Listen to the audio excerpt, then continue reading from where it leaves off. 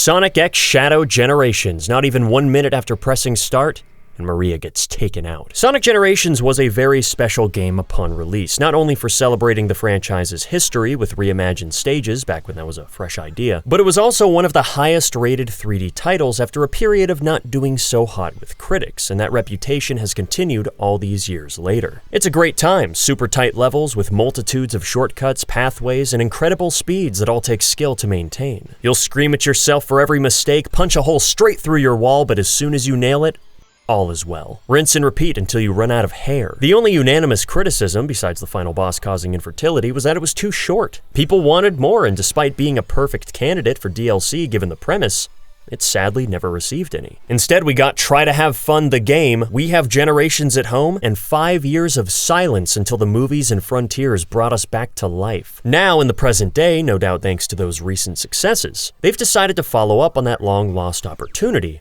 with a package deal. A re-release of Sonic Generations on modern hardware and a brand new campaign for Shadow the Hedgehog detailing his side of the same story. They're technically two separate games, but by bundling these together, they've created one of the best received Sonic products. 97% on Steam. Holy, am I dreaming? IGN gave it a 9 out of 10. Finally, we're coming for you, Pocket Adventure. Sonic remasters have been rough in the past, so it's a huge sigh of relief to see that base Generations plays like it should. They didn't change the graphics, add a bunch of bugs, or create the necessity for an epilepsy warning. They just upscaled the resolution, and it looks beautiful. We got 3 save slots now, thank goodness. I'm so glad we are out of that 7th gen trench of only having 1 file. There's a red ring graphic now to let you know which one you've collected mid-stage. 3 Chow hidden in each act that don't do anything, but they're cute. The quick step makes a sound again, whew. Extra lives are a toggle in the new menu, which they hilariously call challenge tries. You can customize the control settings to standard, legacy, or your own personal bindings. And they've added the drop dash to both characters, which is kinda cool for classic Sonic, but not so much for modern. I really wish we could disable it. No, for real, can I shut this off? Also, the game is locked at 60 frames when the original port could go up to 144, so this is actually an objective downgrade in performance and might be a legitimate reason you'd want that old version. Thankfully, you can still buy it. Not individually, there's a $60 bundle with it included, so fair warning, you will have to own Sonic 4, but at least it's not a full delisting. I can live with that. The only somewhat polarizing aspect of this re-release is the revised English dialogue. It's a mixed bag for sure. The plot coherence is better, some lines are improved and lame ones were taken out, but they also took away some good ones, like how the chemical water gave them a bad feeling, a sentiment every Sonic player could relate to. And while the audio quality is much higher, the delivery isn't always where it should be. Half the cast sounds like they are straining to get their words out. Lip syncing is out the door, and the animations don't match up a lot of times. Most famously when it's implied that classic Sonic consumed Angel Island. If you're watching the cutscenes for the first time ever, they'll probably be as inoffensive as the originals, but when you have the comparison, they're definitely not the straight upgrades we wanted.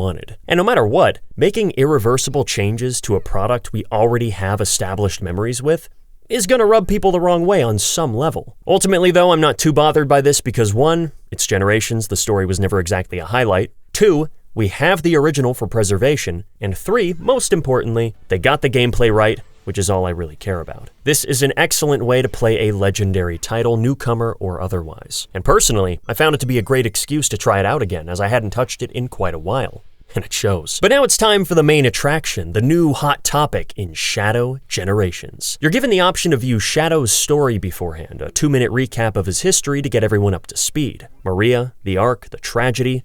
Why does this guy look like a salamander? The still panels and recycled music may come off as a little cheap, not to mention jarring. I could barely focus on the narrator over that blaring brass, but I only say that because the production values of the rest of the game are the highest they've ever been. While CGI cutscenes have yet to make their grand return, the in-engine stuff here is the new standard. This is the expressiveness we've been wanting forever. From kindred moments of conversation to beating up a demon starfish, this is probably the most fun I've had looking at a Sonic story. The standout definitely has to go to that gorgeous surprise scene of Sonic and Shadow racing each other. This was the moment that I knew it wasn't CGI, but I felt like it was. It's like in Crisis Core when they have that simulation fight out of nowhere just to show off the animation. On a smaller scale, of course, but the placement was very reminiscent. Similar to Frontiers, not a whole lot happens in the story. It's mainly about character moments and little details, but it was pretty entertaining. We get some more backstory on Shadow's creation, like how Black Doom basically slid into Gerald's DMs one day and said, "Have you ever heard of Radical Highway?" Kirk Thornton has earned his place as a Shadow voice actor. He shines bright here, as does Black Doom. I love their performances. The only major knock against it all is that the game is too short for what it's trying to do. More time with these characters would have gone a long way to bring bigger impact to certain plot points and help avoid rushing arcs, like when Shadow gets mad and then Maria tells him to let go of his anger. So he lets go of it. Okay, that was quick. Besides that, though, I'm happy to see that so many people were moved by the narrative. It seems to be going over quite well with audiences. This higher budget graciously continues into the gameplay as well. With all sorts of cool angles and flips, Shadow's map icon looks around. Who the heck sat down and came up with that? There's a transparency effect on enemies and objects when they get in between you two so you can still see. That's the kind of polish that we, as Sonic fans, just accepted that we would never have, yet here we are.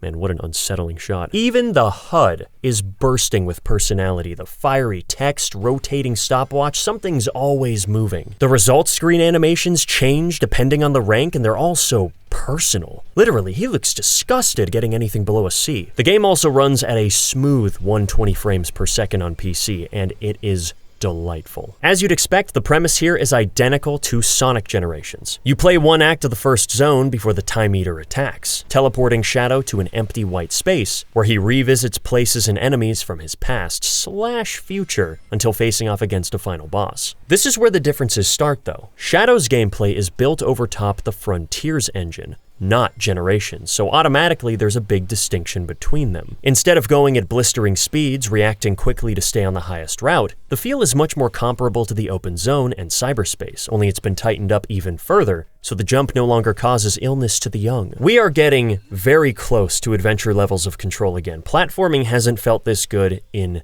decades, and as such, the levels are able to incorporate a lot more of it. It actually makes it hard to go back to Sonic's side. You're like, wait, I was playing with this? Besides that, all the usual skills are here and accounted for. Boosting is back to destroying enemies. You can double jump, slide, stomp, etc., but there have been a few changes. Homing attacks now have a brief teleport animation on enemies, which had me very concerned after Frontiers suffered so heavily from that, but it's actually not a big problem here. While I'd prefer it to be a little faster, it was not the pace breaker I thought it would be. It can even go past laser walls and chain link fences since it's a literal teleport. Although that's purely a visual charm. I'm still just homing in on a target, only now I can put being a cool guy on my resume. Quick stepping behaves more like a quick slide now. You can hold it down indefinitely to drift in a diagonal line, including mid-air. It looks freaking sick. The game doesn't take much advantage of this, likely because they're still testing it out here, so I only found a few spots for it, but it helps distinguish the movement better from the typical 3-lane rail grinding sections, as you now have to manually gauge how far to the side you need to go when the rings aren't evenly spaced out. Also rejoice, it's not delayed anymore. I can't believe we endured 2 games of that. The only problem with quick stepping nowadays is the claw grip you have to switch to on controller since boosting is on R2 and feels way too good to change it back. Sadly, one thing they didn't fix from Frontiers was your moves not getting reset until you touch the ground. In every boost game, hitting a spring,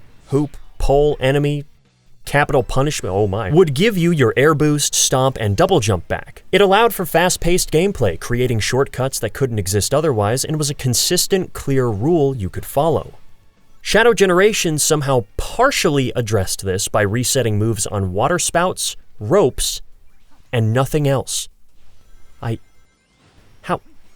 How do you only fix it for 2 objects? Your stomp resets on poles again, but that's it. That's all, folks. Take a bow and pass away. While this doesn't come up too often, it still happens, especially at the higher level where you're trying to find more ways to save time, only to be cut down by the grim reality that you've used your 1 air boost already. So now I have to touch the ground before hitting the spring first to make it across. There's an alternate timeline where this is a fun restriction, but when the majority of previous boost games, including Forces, didn't have it and were fine, it just comes off as an inconsistent downgrade. I think consuming boost meter is enough of a limitation to manage. Wall jumping is in a similar position. Like Frontiers, there is a ripe amount of delay between presses. You have to wait for him to sit next to the wall before he attaches, and then the buffer time before he can detach again, unlike Generations where it was far more instantaneous. Stomp jumping also doesn't return, which I suppose makes sense to better align with base gens, but I thought it was a neat tech that would have worked well here. In its place, we have a new feature where if you boost too quickly after stomping, you don't go fast at all.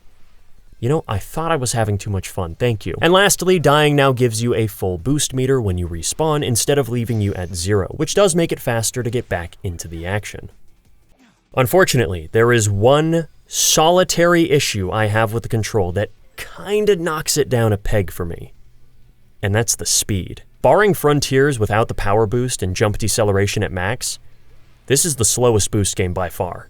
The adventure games are faster than this. Play those and you'll see how much more ground you can cover in the same amount of time. You can put all the speed lines on screen you want, I know I've gone faster. And that wouldn't be terrible on its own, the platforming is compact enough, but in addition to this, jumping has a debilitating amount of air resistance. Similar to Frontiers at launch, although not as bad, you barely get any mid-air distance. The drop-off is insane. Generations has this too, to a lesser extent, but it also comes with alternatives. A short hop that doesn't go as high and leaves you uncurled, retaining most of your momentum. And even if you do kill your speed with a full jump, you always have the trusty air boost to pick things back up in explosive style.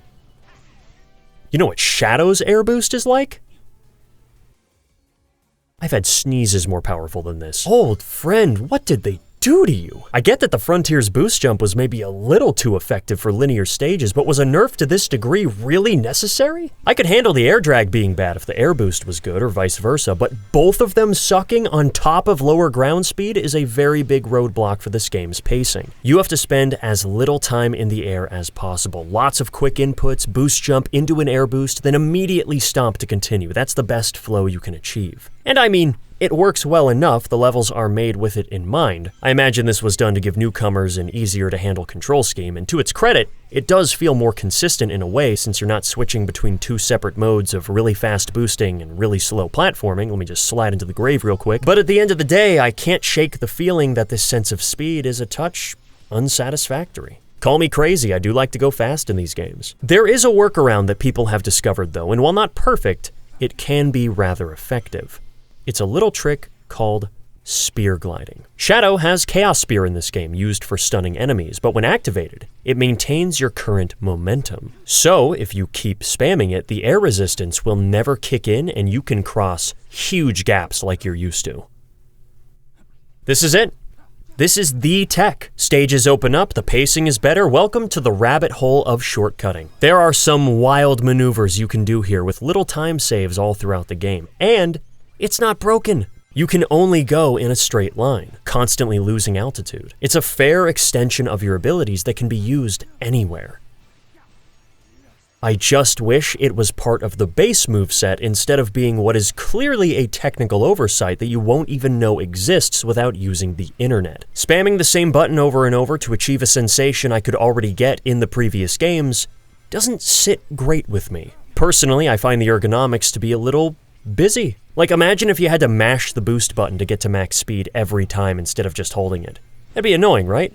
Not to mention exhausting. And since you don't have free camera control in stages, you'll often be fighting it for those tasty shortcuts. Your analog movement is also locked while using it, preventing you from strafing left and right. Shadow, I can't stop! And most egregiously, it can eat the inputs of other actions. There were many times where I was spamming too much and my stomp or air boost wouldn't come out, forcing a reset and a surprise session of deep breathing. Now, normally I would just not use the ability if I didn't love it, but then I would have to go back to not having midair momentum, which I don't love either, so I'm at a bit of a compromise no matter what I do. I'm definitely glad it's in the game though. It does make a lot of sections more fun, or at least less automated, so hopefully they can use this idea to create an even more fluid, intuitive moveset for the next game. In the meantime, give this a shot if you haven't yet.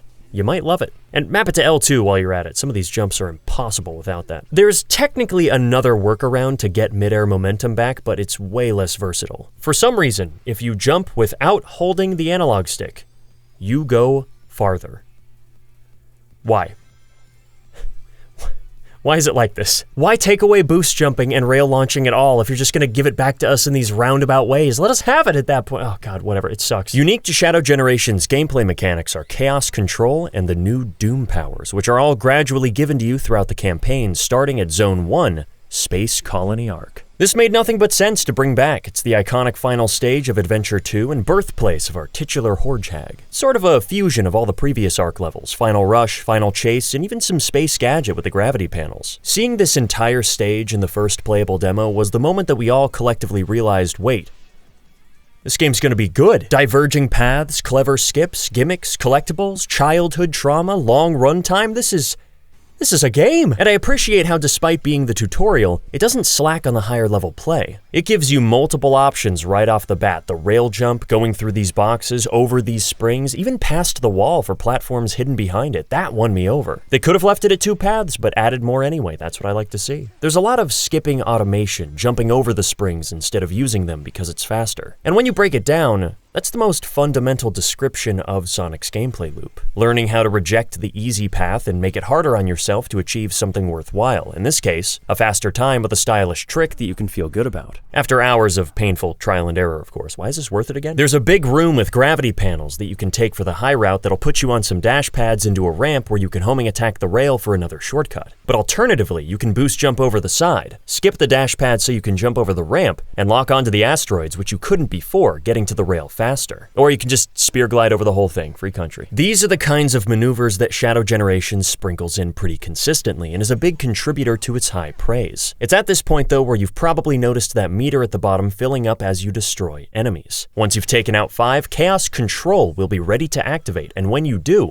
a few things happen. First, time will completely stop, freezing everything in place for 6 seconds. I know it says 5, it's wrong. Meaning certain hazards like these big spinning bullets are now much easier to navigate and can even be stood on as platforms to reach higher areas. A concept that we see continued all throughout the game, with every stage having its own gimmick. Since this is level 1, they give you a few capsules to test it out for free. But the relationship doesn't end there. In addition to everything on screen being frozen, you also freeze the timer.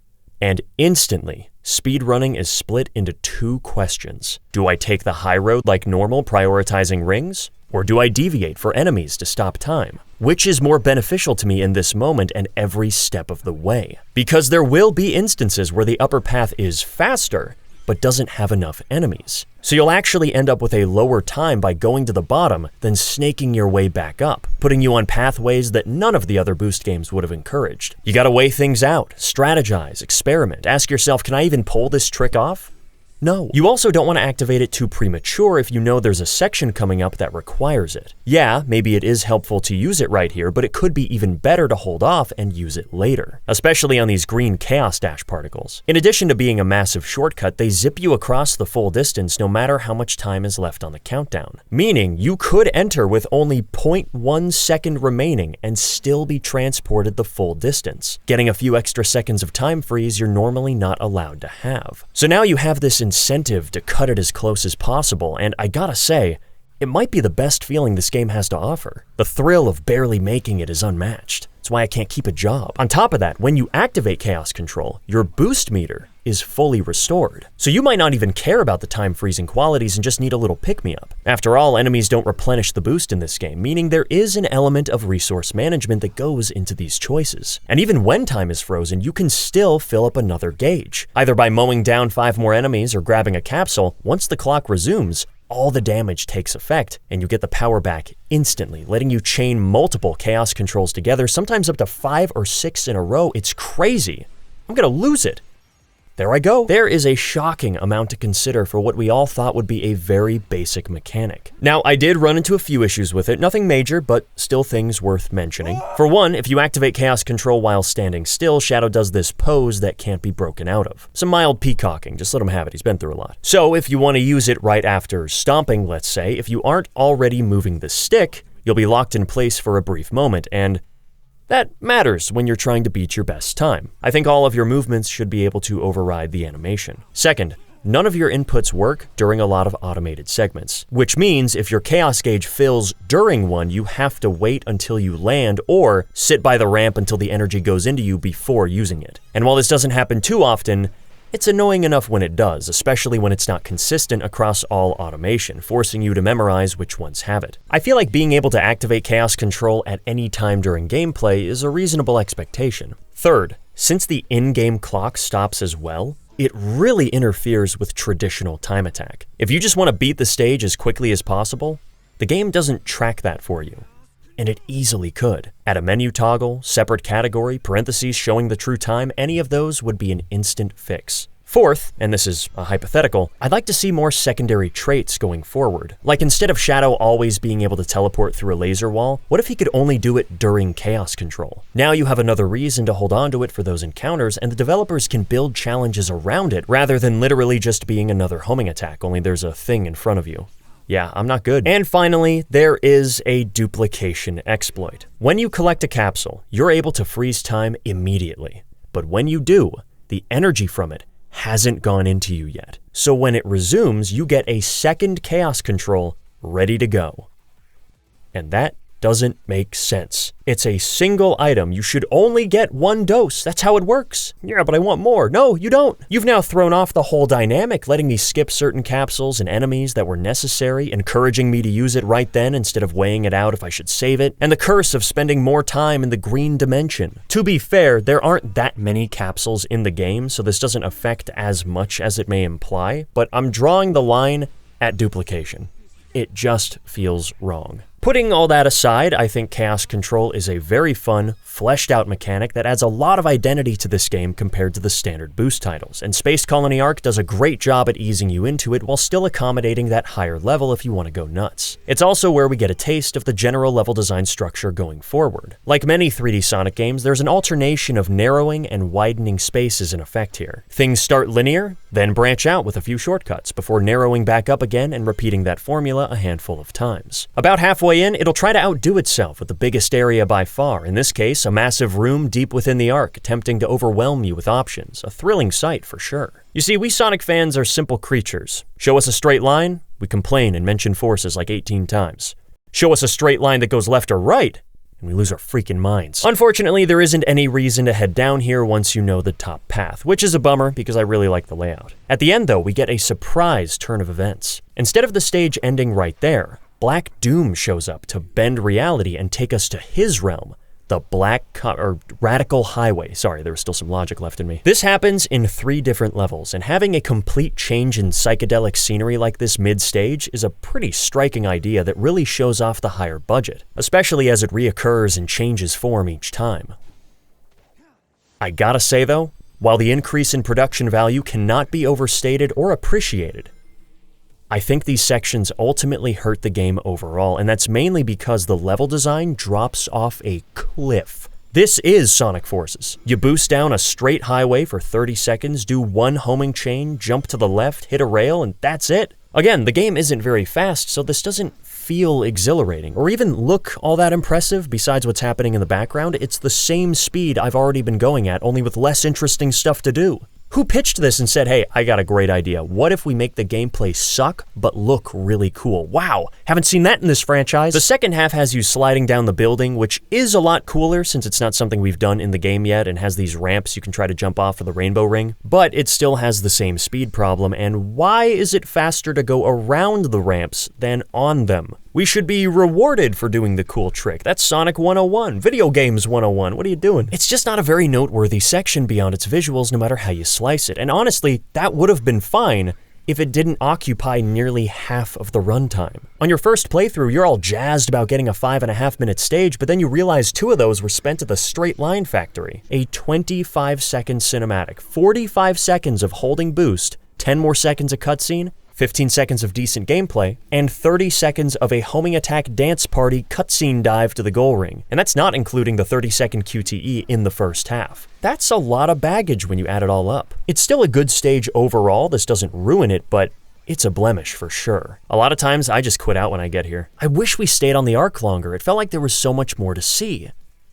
Well, I sort of get my wish, but I also think a monkey's paw closed up somewhere. Enter Act 2, and right away, the secret is out. Sonic Generations was divided into 2 playstyles, Act 1 for classic 2D stages and Act 2 for modern boost stages that combined 2D and 3D gameplay. This meant that the majority of the game was in the second dimension, and that always felt a little bit unfair to the celebration of 3D Sonic. As reconciliation, Shadow decided to strike an even balance, where every Act 1 is fully 3D and every Act 2 is fully 2D. This way, nobody gets shortchanged. Unless you like going fast, because that ain't happening here. Holy moly, if you thought the 3D was slower than usual, this feels like a cloud of broken dreams holding you back, and normally that would be an instant deal breaker. But the level design was so good, I have to give it a pass. Like classic Sonic stages, the camera is always changing to a different angle, zooming in, out, panning down to see ahead of you. It never feels like you're stuck in one area for too long. The perspective doesn't get a chance to stagnate. So even when there is a running section that's kinda slow, it's almost immediately interrupted by something to take your mind off it. The game knows that it's in a 3D engine, and it's taking full advantage of it, leading to the most striking 2.5D we've had since the original generations. Space Colony Arc Act 2 is a humble beginning for the style, but a fairly strong one. It lets you play with freezing the bullets on a 2D plane now, and gives you a couple of conspicuous hints where turning them into a platform is a good idea. The final chase cylinders make a return, and they're still kinda janky, ranging from endearing callback to what are you doing? I think my favorite trick is skipping the first intended chaos control section and saving it for this part, blazing through like the squeaky clean wizard you are, grabbing the capsule, then snagging the chaos dash at the very last moment. A lot of the platforming in this game is reminiscent of what you'd find in Colors, Forces, and Frontiers, which is typically criticized by many, but because it's attached to a much bigger level, people seem to be way more receptive. And even though boost jumping has been nerfed, platforms are pretty close together, often with a homing target nearby, that it doesn't stare you in the face. Halfway in, we get our first taste of using Chaos Spear on switches to open doors. They're a little slow, so you want to hit them in advance if possible, but it's another move to throw into the mix, no different than sliding or quick-stepping. And I especially like how they still activate even when time is stopped. That would have gotten annoying. What's odd is that they give you Shadow's first Doom power here, the wings, making you an invulnerable Hot Topic mascot able to glide through the air using your boost meter, but then they're taken away until the very last level. I guess it's to plant the idea in your head for later? I don't know, it was a weird choice. Something I really liked was how the gimmicks had more thorough integration compared to Act 1. Back there, everything was very segmented. You had the gravity panels, bullets, and laser grids each in their own quadrant of the level. They never mixed or made a return. Whereas in Act 2, we see the bullets, gravity pillars, and door switches used back to back multiple times. Although the combinations are still quite tame. We don't have to dodge bullets while running along gravity pillars, for example. Perhaps that was for the best. Overall, pretty fun stage. The flow state is constant, even if maybe a little automated in places. Lots of homing chains near the beginning, but hitting all the shortcuts and utilizing chaos control is a joy. Next up is Rail Canyon.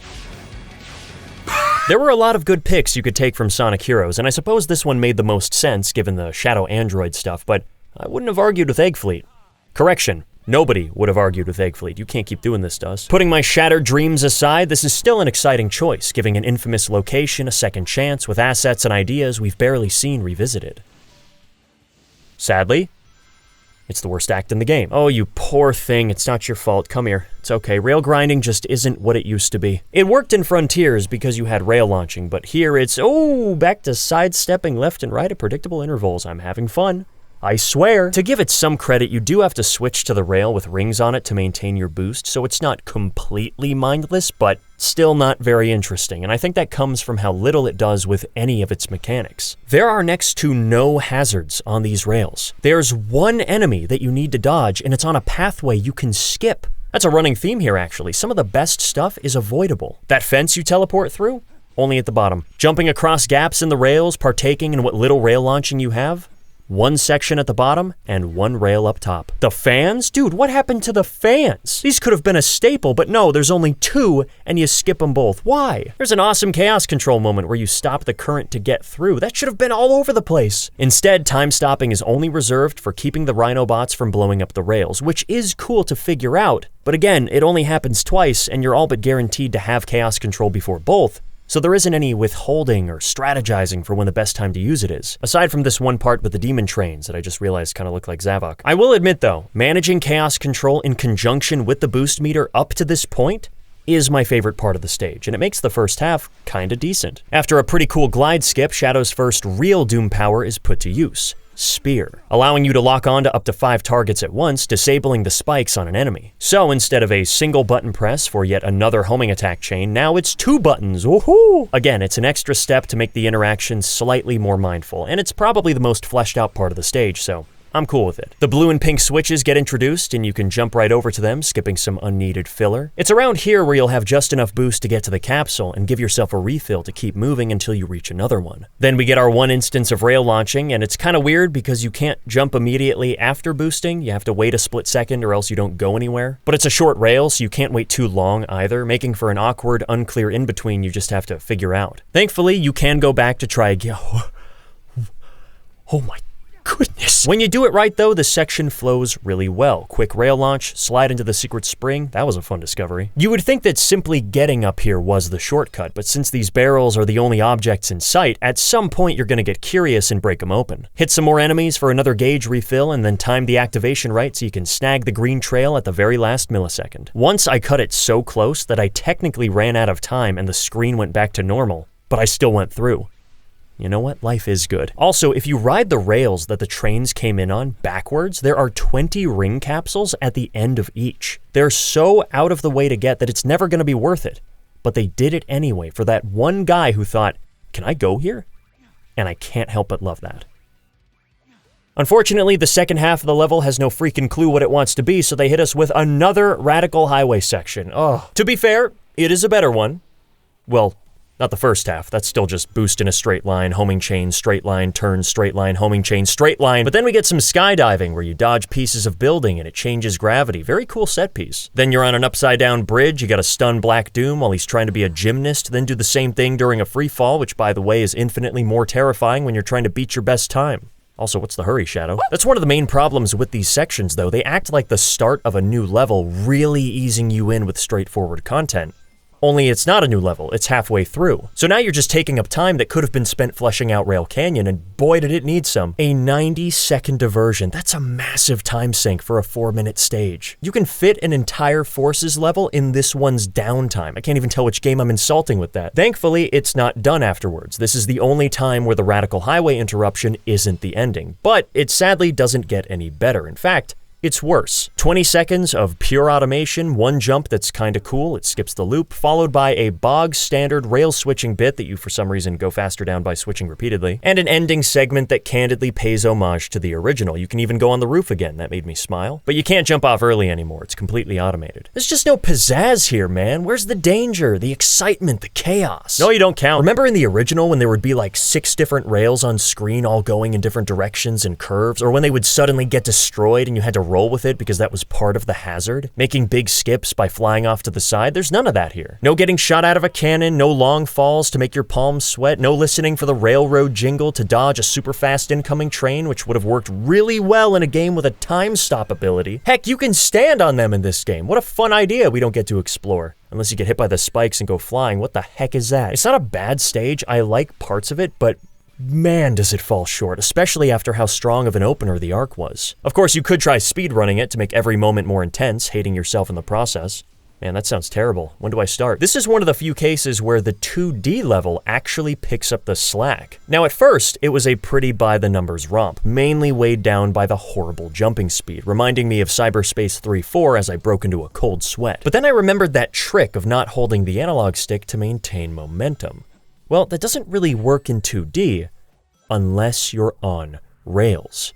And the transformation is Christmas. This is how every 2D section should feel. Look at the difference in flow. It's Lost World all over again. They even brought back the circle ring. Oh, they knew. This one change makes the level so much better. Please try it this way if you haven't. Unlike the Arc, there's little reliance on homing chains and freezing items in place, opting instead for good old-fashioned jumping over obstacles. It's never anything challenging, but it throws a lot at you to keep it from getting boring. Spikes, pitfalls, exploding rails, chaos dashes that conveniently skip all the boring stuff. Landing in that trail at the last moment will never not be the most satisfying thing. I only wish there was a little more destruction going on, and before you question my mental health, I'm talking about the trains again. There are brief moments when they come into the foreground to break the platforms you're on, but they're so infrequent and you always have chaos control to stop it from being a threat that it never gets a chance to shine. Clearly, Rail Canyon is trying to be Shadow's City Escape. You get the big chase at the end in 3D, then it follows you throughout the stage in 2D, only it fails to recreate the impact of either. I could imagine a big set piece of it ripping through the terrain, testing your reflexes instead of another hold boost while it chases you from behind, but don't worry, it can't actually catch up to you section. That's the only thing I really took issue with here. Otherwise, now that I know how to rail jump at a proper speed, it's a fun stage, albeit not fully fleshed out. Kingdom Valley, sweet Carolina. Did they give us a feast here? Bringing this back was another logical choice. It's the fan favorite face of Sonic 06, where Shadow releases Mephiles from the Scepter of Darkness. And wow, what a level. It's big, it's open, chock full of clever shortcuts, and always changing, building on its ideas. Rail Canyon couldn't really do that since you were on rails most of the time, and even the arc was a lot more segmented. Kingdom Valley, on the other hand, decides to stand out by carrying a few gimmicks from start to finish. Like the wind rails, which yes, are a form of rail grinding. However, they often go in a circle, giving you the chance to jump off early and make your own shortcut. The ropes could also be viewed as a basic spring reskin, but you can stomp on them to go higher, a feature they don't tell you about until the second act, which means they can drop subtle hints out of the corner of your eye that there might be something up there. There usually isn't though, so it's not some guaranteed interaction you have to do every time. There's still an element of surprise. And if you want to throw spear gliding into the mix, we have some of the craziest tricks in the whole game that don't just save you a lot of time, they also only skip automation, not pieces of level you'd actually want to play, which is a problem this game sometimes has. Most notably though are the 2 new Doom powers you get to use. You've seen your last sunrise.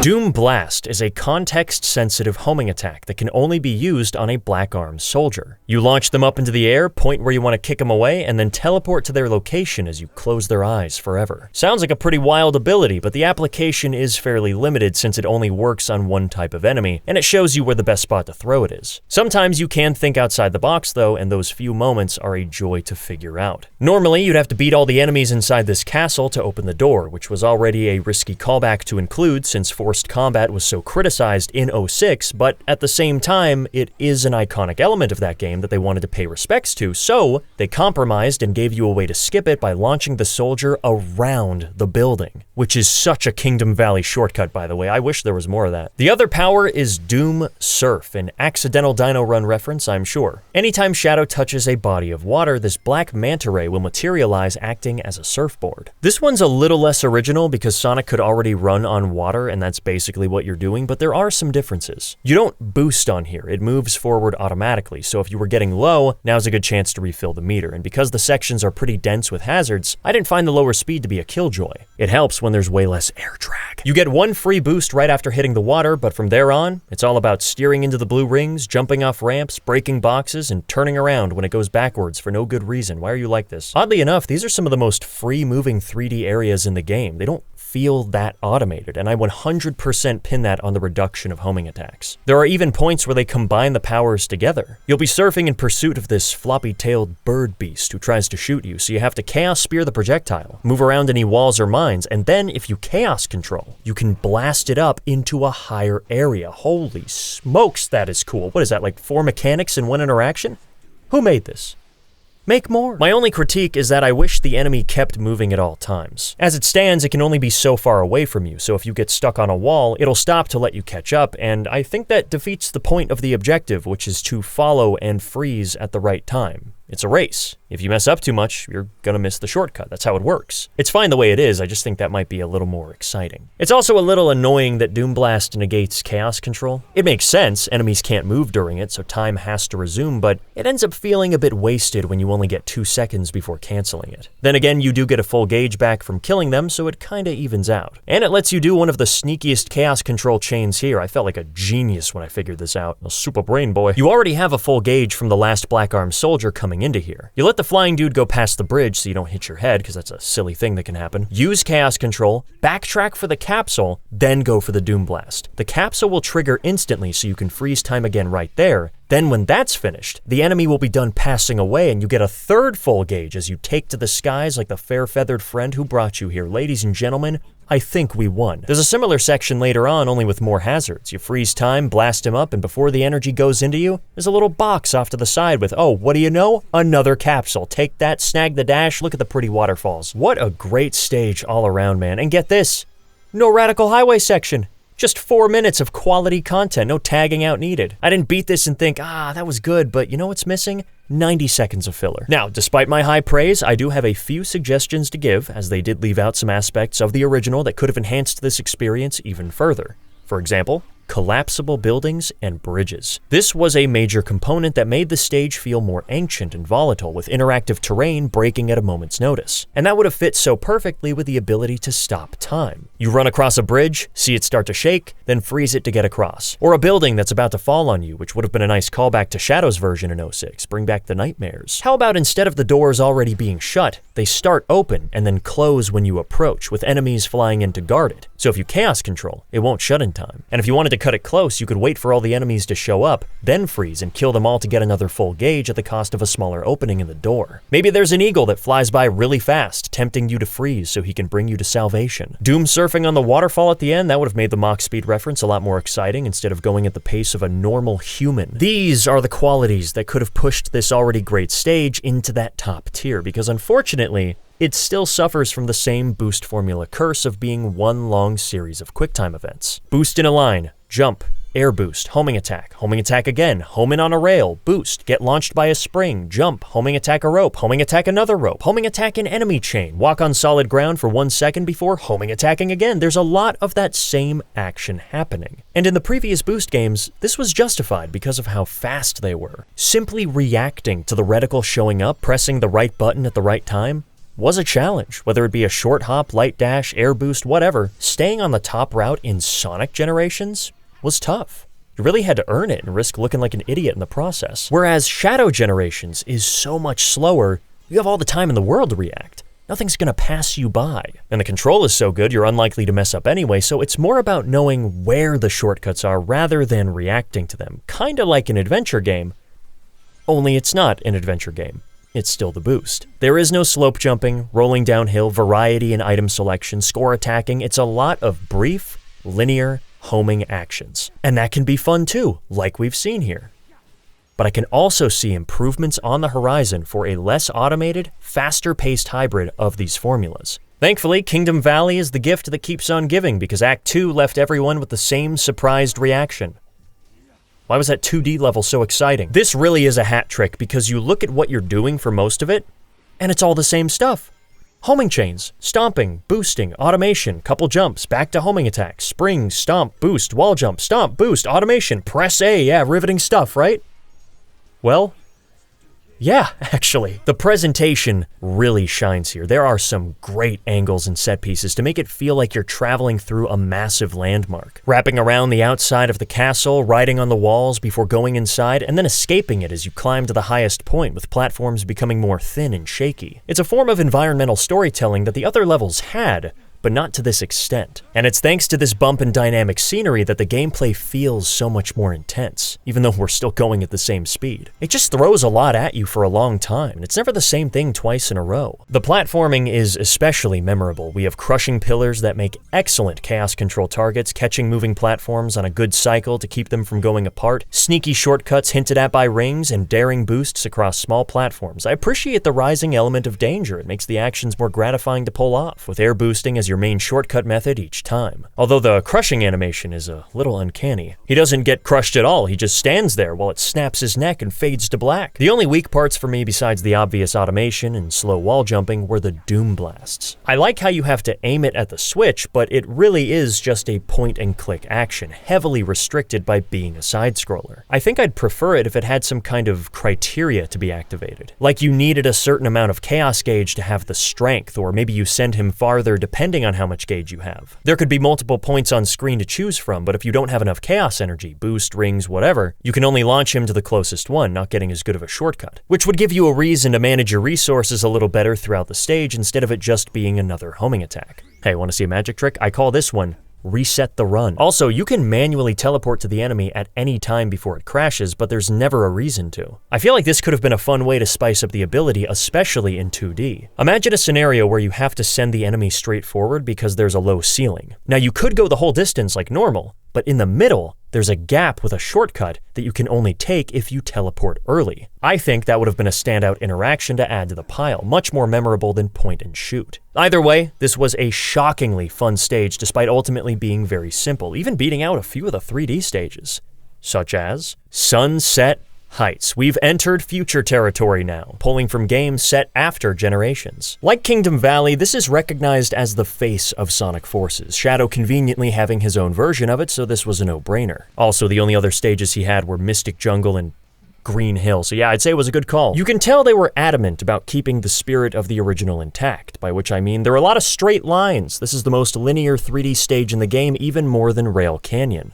And that's not automatically a bad thing. The first half is a slow burn, but pretty decent, utilizing a simple upper and lower route structure, each accommodating a different playstyle. If you want to beat the level as quickly as possible, you'll go up top, skipping the enemies and grabbing rings. But if your goal is to prioritize chaos control, you're going to want to swing down, which combos really well with the spouts of water that, yes, I did make the connection to Overclocked on, because when you freeze time, you can't interact with them. So you have to plan the route in a way that has you reach it right as time resumes so it can carry you out, giving you a full refill as these helpless cretins are torn to shreds. I only wish they showed up more often. They're just in the beginning and for one secret zipline near the middle. Same with the cannonballs you can homing attack across for a collectible. That should have been a reoccurring gimmick instead of this optional one-off encounter that's faster to ignore. What are you doing, Sonic Team? You can't give me the taste of berries and then say, no, you can only have carrots. The courtyard set piece returns with a bunch of spikes, making it an instant improvement, although a lot of it is decoration. You still go straight through. Ironically, it was also made to be a lot more linear, because you used to have 3 lanes to approach it from on that iconic downhill runway, which has been removed. I guess it's okay though, because they've added something even more iconic that everyone can't stop freaking out about. The Death Egg robots in the background throw boulders at you now, acting not only as an obstacle to avoid, but as a homing attack chain to reach this broken road during chaos control.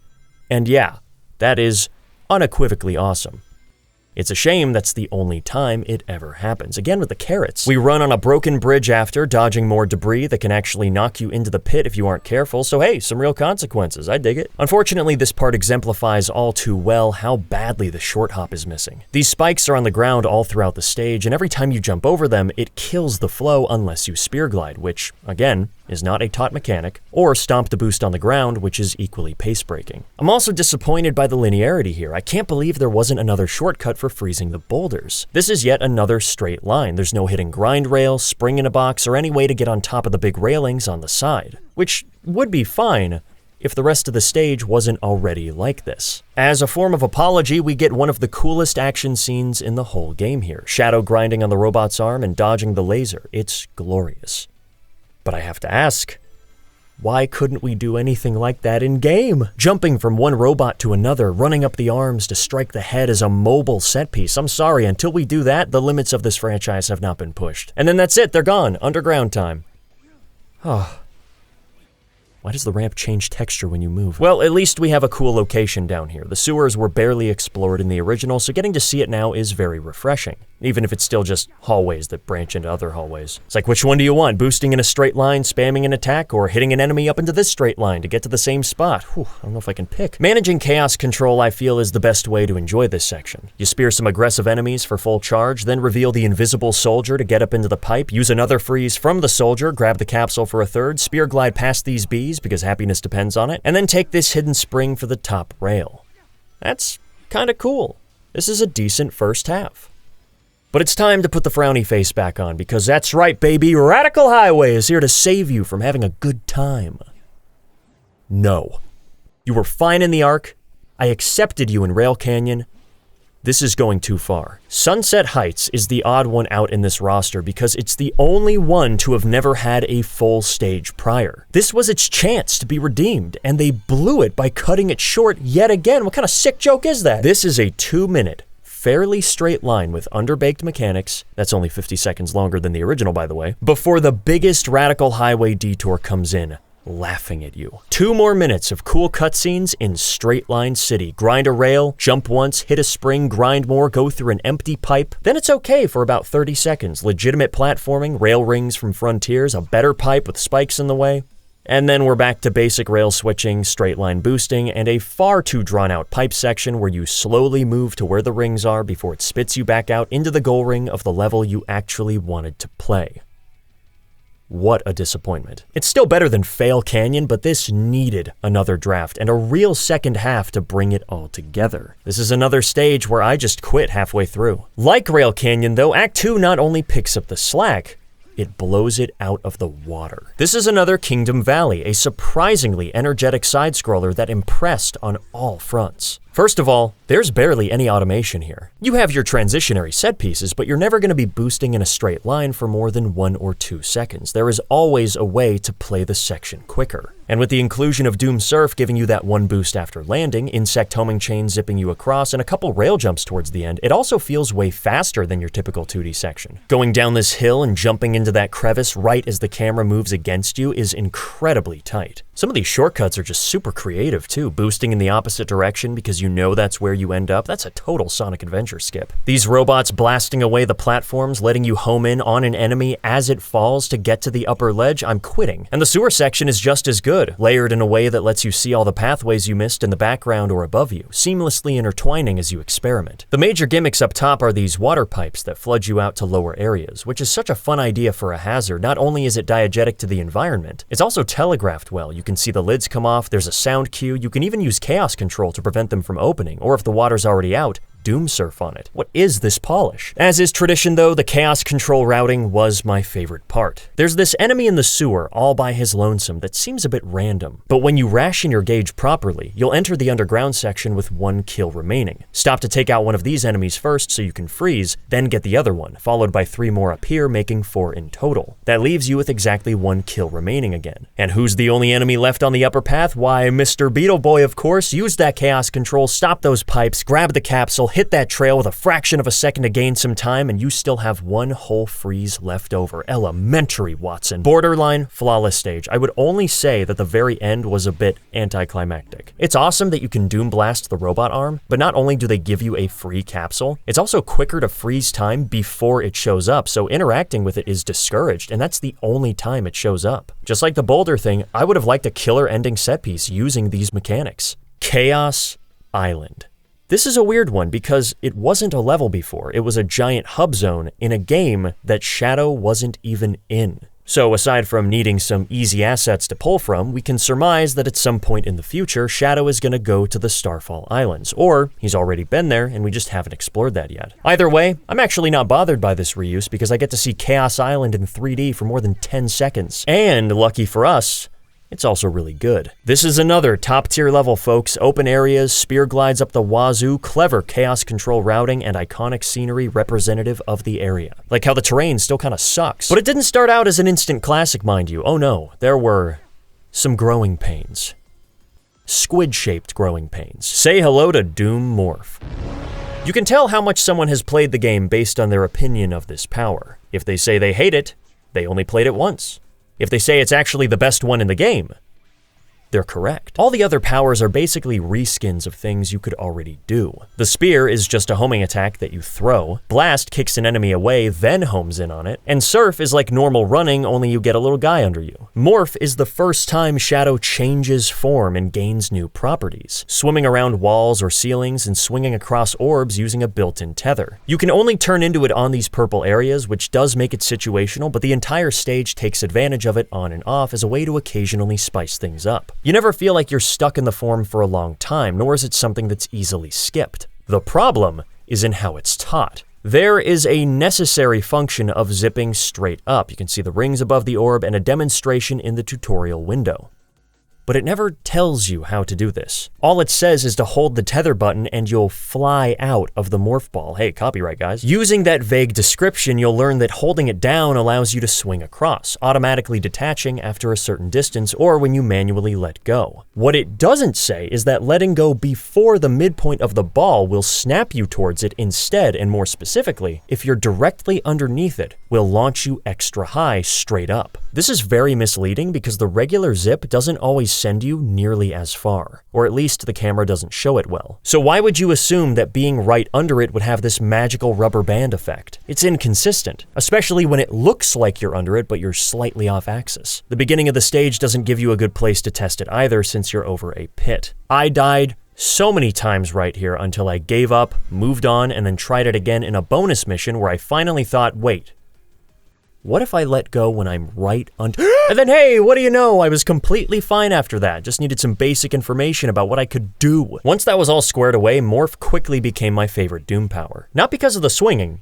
I mean, that's fine, but the boost you can do, which I'm gonna call Morph Launch.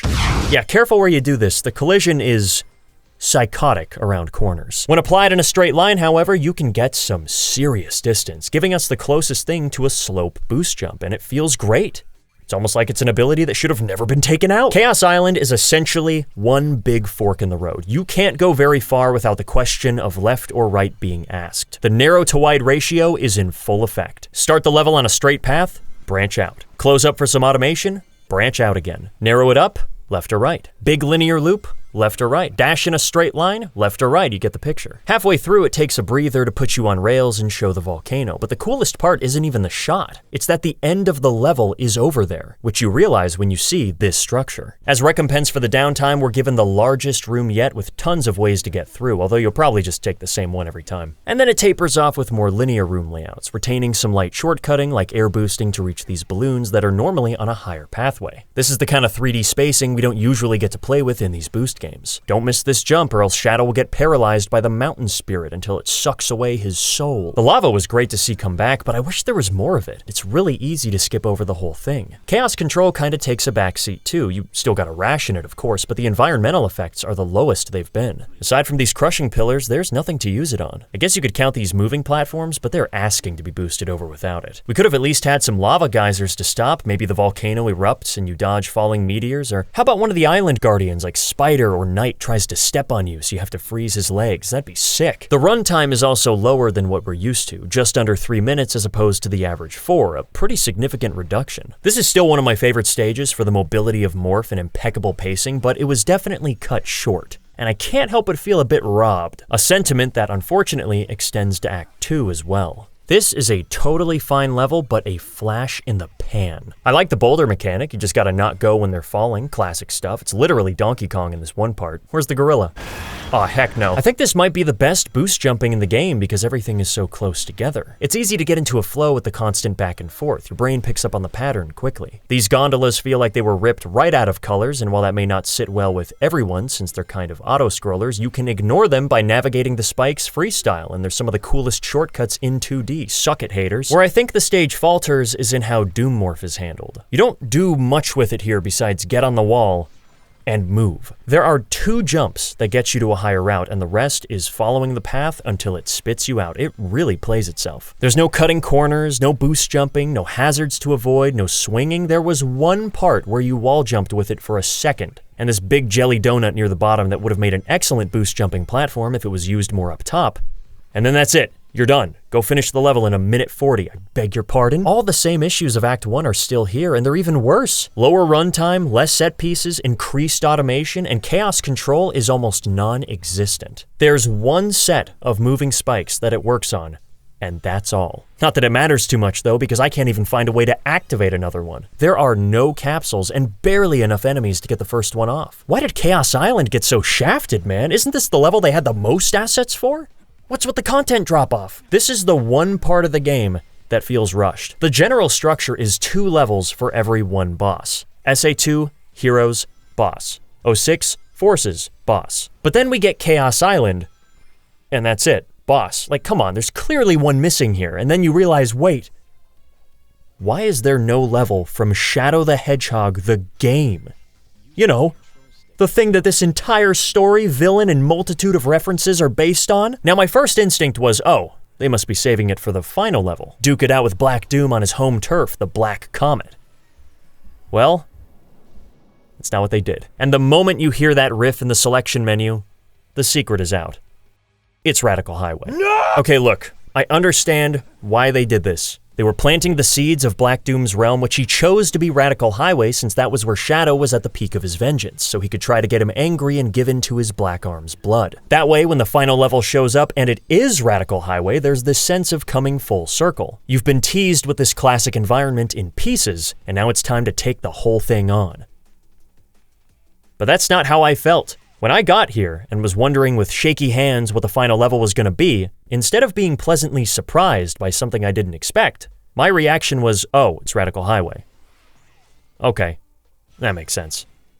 No excitement, no surprise. And how could there be when you already showed me it 3 different times earlier with the... This was my biggest disappointment with the game. The fact that there were no twists of any kind because the trailers spoiled everything. Every boss, every level, even the ending of the story I had accurately predicted. There was no undefeatable moment where the rug was pulled out from under me, defying expectations. And in a game where the whole premise is reimagining old stuff, you kinda need that curveball for a dose of originality. Combine that with no shadow level and the short-handed Chaos Island, and this endgame was on track to leaving me very upset. Had Radical Highway not stolen the show. There's no way around it. While I may not have been enthusiastic about its revelation, these levels are terrific. It's not just the amount of pathways, it's how they hide them, making discovery part of the fun. The sideways road in the corner of your eye at the start you might think is part of the background, but then you notice this lonely traffic cone resting in what appears to be a hole in the wall. And sure enough, that's how you get there. Take it a step further and you can go there right away. Sliding in between these buildings to skip the road is a crazy find. And anytime you go downhill, there's a way to soar over it instead. Automation is kept at a minimum thanks to how crazy good the spear glide is, but in general, the level design asks more of you. One of the first enemy interactions requires you to stun multiple shields off and pay attention to when the electricity is gone before you home in. A pretty tight series of inputs if you want to go fast. God, do I. You will get hurt or die here if you rush in recklessly, acting as a good skill check for how often it's used up ahead. Bottomless pits are aplenty and can actually be a threat like you just saw. They were in previous levels, but the solution was always a matter of pressing the homing attack button to get to safety. There wasn't really any risk outside of speedrunning tech. Here, there are poles that have to be jumped off at a specific time, otherwise you fall. A standout section is under the bridge with an incredible glide beforehand, followed by a simple pole jump into an electric beetle. And just having that pit under you, knowing your fate if you mess up, makes it the perfect amount of tense, even though there are ways to recover. One of my favorite rooms in the whole game is with this soldier throwing barriers to push you off while you're trying to press switches to make platforms appear that bring you closer to the poles you need to swing on to make it across. It's exhausting just to verbalize it. But as a certified daredevil, you can go straight for the pole before danger can even arrive, putting yourself into a new situation where you have to act quick with immense payoff. It's really fun. My only gripe is that you can spear the barriers away, which kinda deflates the entire challenge of taking it slow. I think it's way more interesting to have to jump around them. These ballistic freaks need validation. Either way, this is the kind of platforming I want to see so much more of in this franchise. Clever, risky, and a skillful way to beat it quickly. Because, unfortunately, aside from that, there isn't much here. We've got some classic platforms that shake before they fall, but they're always at the bottom, so you rarely see them. The primary gimmick is pole jumping, and that works. I just would have loved to see more stuff like this in tandem with it, since towards the end, you start to feel the repetition creep in. Ramp, pole, homing chain, ramp, pole, homing chain, pole. It's the same set of mechanics reused and rearranged. Whereas this is an escalation, taking that pole jump and combining it with a new hazard for a fresh take. It makes me smile. Also, the building sliding set piece comes back, and it's fine. I appreciate the little shortcuts added, but it is still a bit pedestrian. Move left, move right, jump.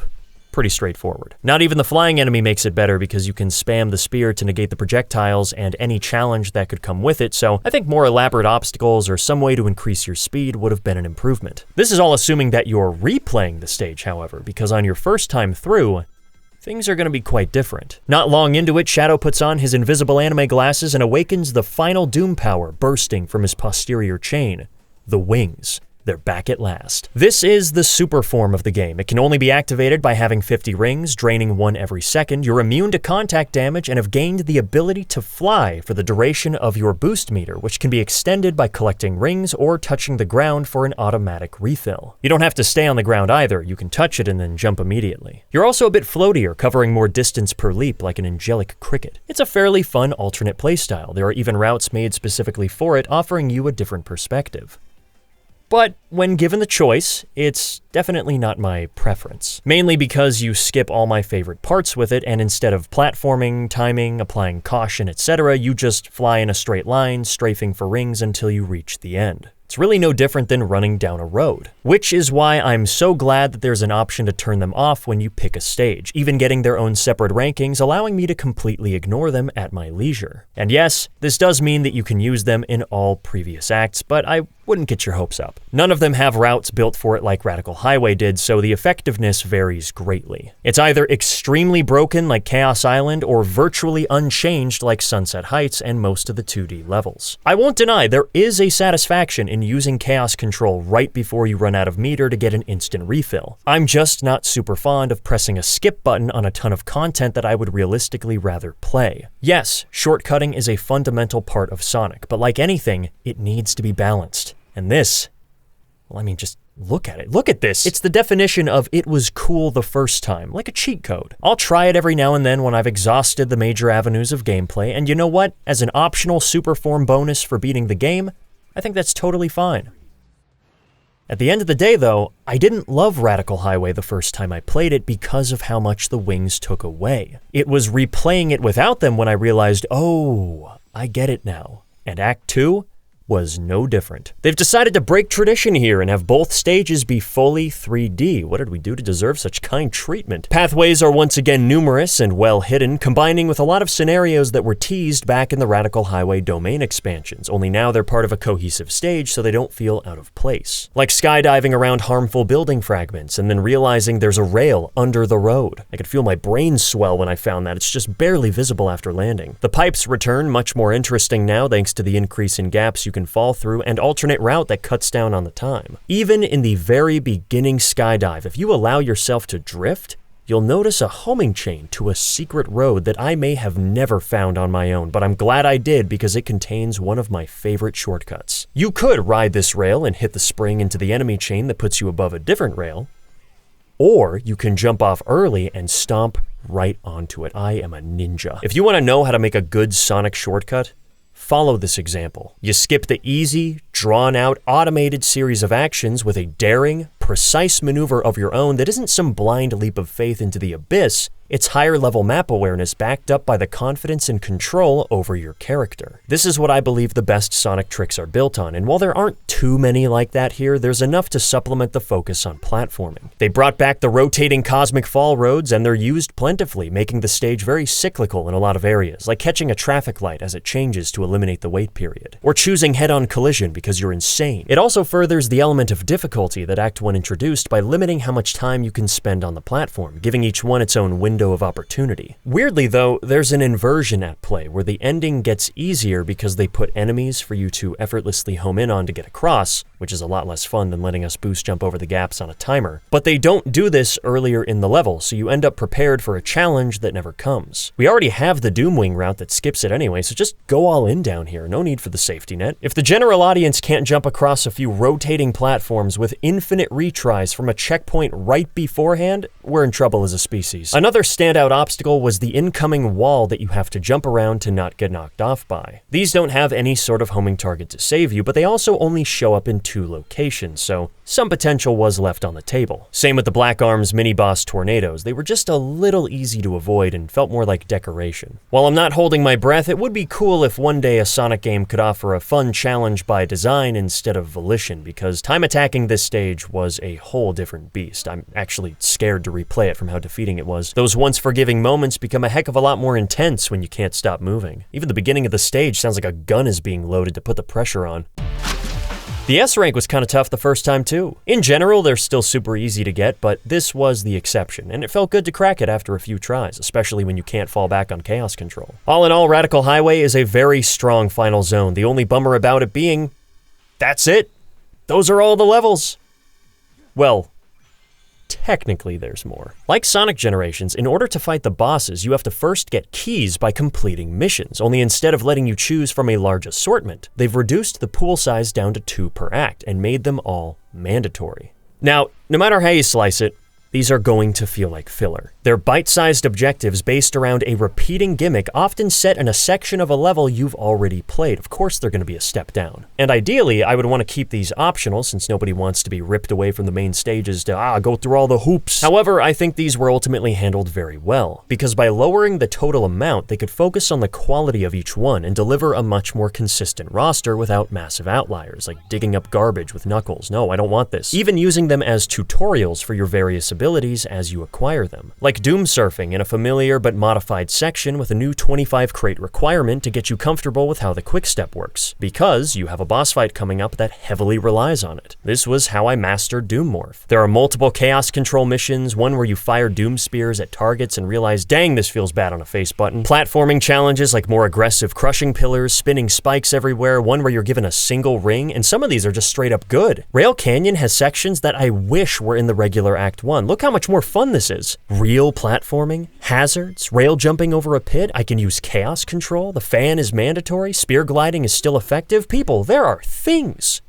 Kingdom Valley also had a great take on the castle section, where normally you just do a lot of windsurfing or skipping it, but now there are all these different pathways, jumping from one eagle to another, skydiving into one. This could have easily fit into the main act. Even when the mission has you doing the most rudimentary tasks, there are ways to optimize your time. When you have to destroy a certain number of enemies, which is kind of a Shadow 05 callback in itself, you quickly realize that the main path it puts you on will give you more than enough. So a big part of the strategy is a lot like the main game, figuring out which enemies are worth killing and which ones I can afford to bypass. There's an upper area with 5 additional artificial chaos, and of course you're gonna think upper path is better, but then you see that you're over the quota by 6 at the end, and you gotta wait on these pulleys to get to them, so then you notice, wait, aren't those the orange rings I go through anyway? And then you skip right to them and have a grand old time. The Sunset Heights Dash Ring objective, the most basic thing they have you do.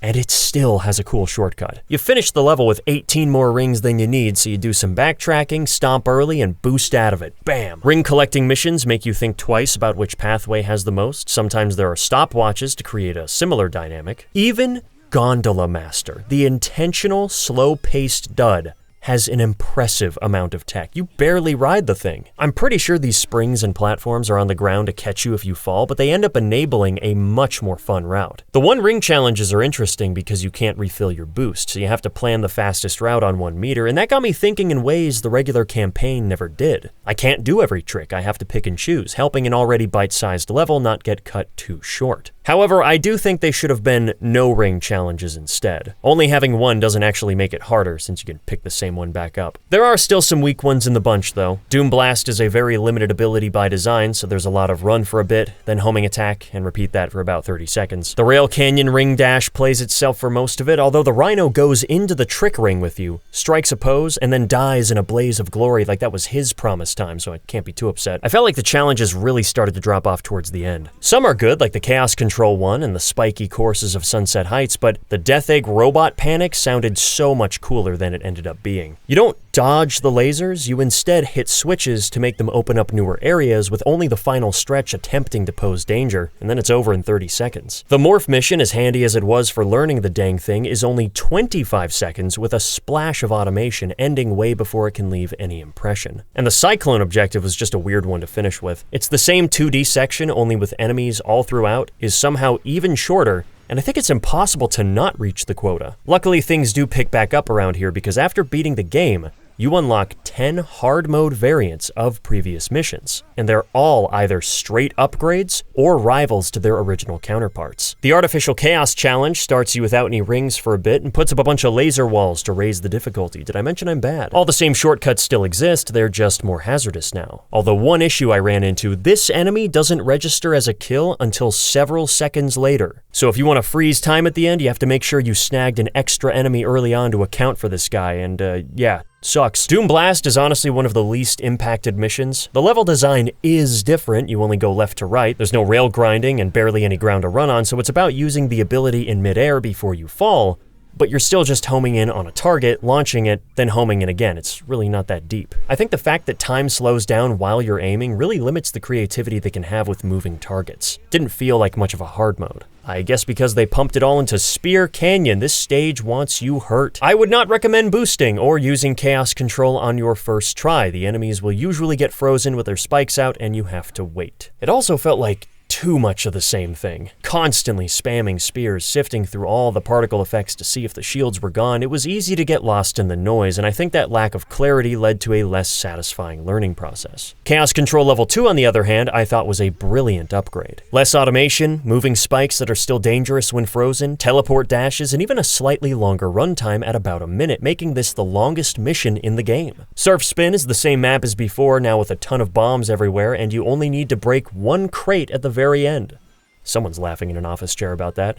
And it's me. Crushing pillars are back. This one was asking for a hard mode. It even has you slide at a couple points, the only time in the whole game it's required. There's a little more urgency here, less waiting, inputs where there were none before, and a lot of scrambled elements to be slightly different from the original, but basically the same, because what else are we gonna do? What was weird though is that the beginning of the stage felt way harder than anything that came after. I guess maybe they wanted you to be able to practice it over and over since there are no checkpoints in any of these, but it kind of makes the whole thing feel like there's no build-up. Instead, we get a cheap shot at the end where you trip over spikes that you can barely see because the camera is 18 miles away and motion blurred to look like a toothbrush. Spinning spikes is crazy, equal parts exciting and a massive troll. We see some improvements in the beginning. You have the choice between stopwatches or rings, which are scarce, so the deliberation is valid. Instead of a slow-moving elevator you wait on, now there are water streams with a careful jump in between. You can't skip over the middle this time, and there are a ton of spikes now. These Kaizo levels always bring out the most interesting interactions. Gauging the gap to hit the spring in, you can use the quick step to get around these blocks much more gracefully, and then the ending is completely insane. You can ride the platform all the way dodging this absurd minefield.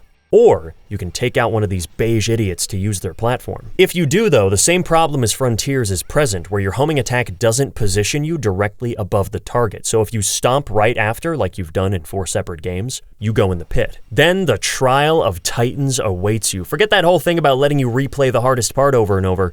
This is diabolical. The goal ring runs away from you like you caught the ugly, the spike walls start closing in, you gotta deal with this mind-bending wavy pattern, and for some reason, they make this orange ring show up as you approach it. So what looked like a clear shot at your normal speed is now a graveyard smash. You gotta sit there, wait, and watch. Can't go too early, can't go too late, and you can't take too long. Once again though, this is a case of playing the level too quickly without enough experience. You need to take it slow first. Doing that will show you the orange ring well in advance, you'll more accurately predict the timing, and then you can speedrun it, which is outstandingly fun. You can skip that whole fiasco, dancing with danger, and brag to your friends at the lunch table that you got a sub 15. Death Egg Robot Panic. I was so happy to see this get a second chance, and well, it's still not great, but it is better. There's a little more pressure to get through sections quickly, the lasers are threats again instead of assistants, you have to Doom Blast the arm, and there's slightly more platforming in total. It just holds back way too much again. We should have to jump around these exploding platforms without homing targets to always save us. And throw some hazards in the way, there's nothing to avoid here. The Morph mission is so much better though. Still the same length, but more grapple points and some actual tech. If you time it just right, you can skip to the balloon in the beginning. There's a rail launch, and zipping is advantageous over swinging at multiple moments. And finally, Gondola Master Hard mode, of course they did. You can't skip the ride as much, but the obstacles are more interesting, and you can still damage boost at the end to get around a pretty tedious section. So once again, they made this kinda cool. The missions are not half bad in this game. At worst, disposable, and at best, rivaling some of the main stages, or at least making me wish they were a part of them. It would have been nice if there were hard modes of every level in the game, but if this is their way of practicing it again before reintroduction, I can live with that, especially given how polarizing Final Horizon was. I can still hear the screams. Once you've completed your mandatory missions of the area, you can grab the keys and head on over to the corresponding boss gate. First up,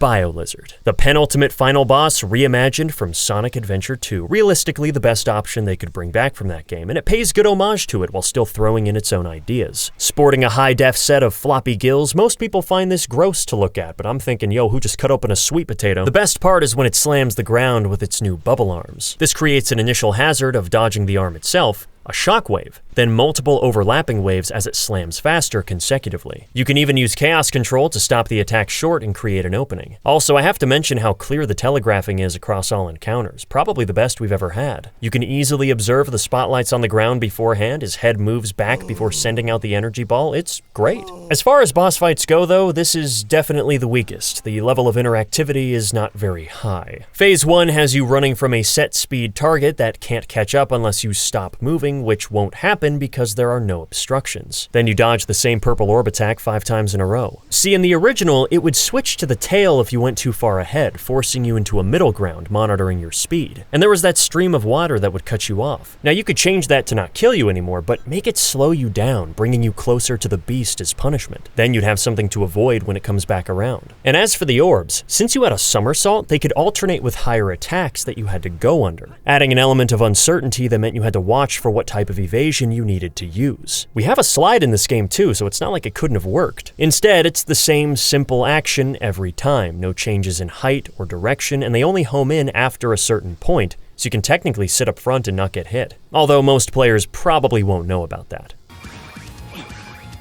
I think this guy's lips are a bit chapped. I was hoping that they would have improved the old parts of the fight, but it seems they've just taken things away. Even the good part with the hammer hands is bittersweet because you can cut it short with chaos control, then get an instant refill to do it again so you don't actually have to dodge anything besides that very first slam. And then you get a final phase of running in a circle, mashing Doom Spear before you homing attack chain to the finishing blow. It's just not an interesting fight, man. He's a big lizard who goes, ah, that's it. If there's one positive I can give, it's that the presentation is quite good. They've taken a page out of Frontiers and added cool cutscenes for immersion, and they do help, even if they're mostly unskippable again. Like the missions, however, you do unlock a hard mode afterwards that makes it a little better. For starters, no rings, the classic Sonic hard mode. The orbs are bigger and faster, which I immediately died to, and there's now a limited time to strike the weak point, so if you take a little longer to get over there, you won't be able to mash enough to push it into the next phase. And then it cuts back to him looking at you like, are you gonna finish that? It's not communicated the best, but I like it because it penalizes you for staying really far back to make the orbs easier to dodge, thus rewarding you for staying up close to the danger. The tentacle will slam the ground 3 times instead of 1, so more dodging is required, and these are timed as well. Normally, I hate limited invulnerability windows, and even here I don't love it, but this phase is fast enough to not feel like a huge time loss if you miss it. And they've even added mid-fight